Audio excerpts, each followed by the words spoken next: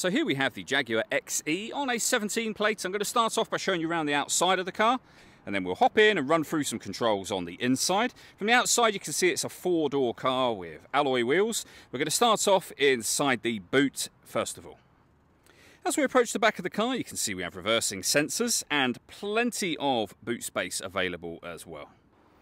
Okay, so we're just going to work our way back around to the front of the car and then we'll hop in and run through some controls on the inside. But now that we've done a full circle of it, you can see it's in excellent condition the whole way round.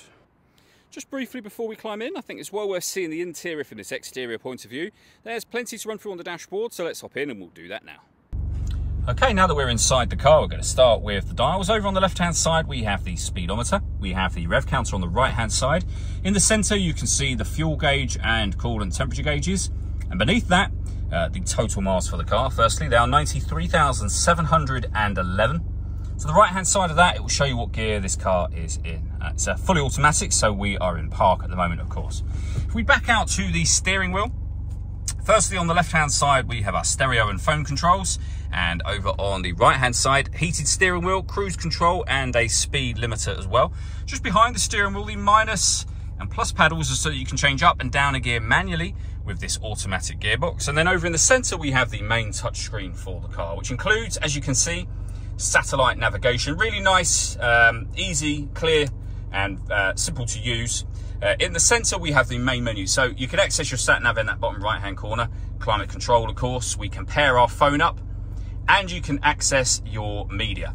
So you can turn the stereo on and off, adjust the volume, of course. And up in that top left-hand corner, the different ways in which you can listen to music in this car, which include DAB, FM and AM radio, as well as auxiliary input and Bluetooth audio as well. This car also has a full color reversing camera with guidelines that show you what direction the car is headed in as well. Below that, we have dual zone climate control, so you can adjust the passenger and driver temperatures just here and here. You can increase and decrease the fan speed.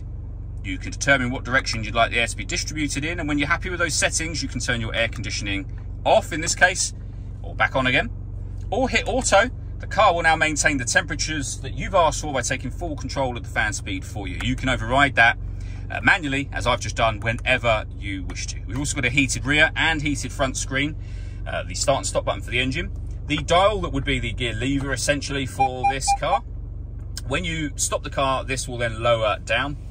We have our stop and start, you can turn on and off. Our traction control, you can turn on and off, and you can change the driving setup of the car from here as well.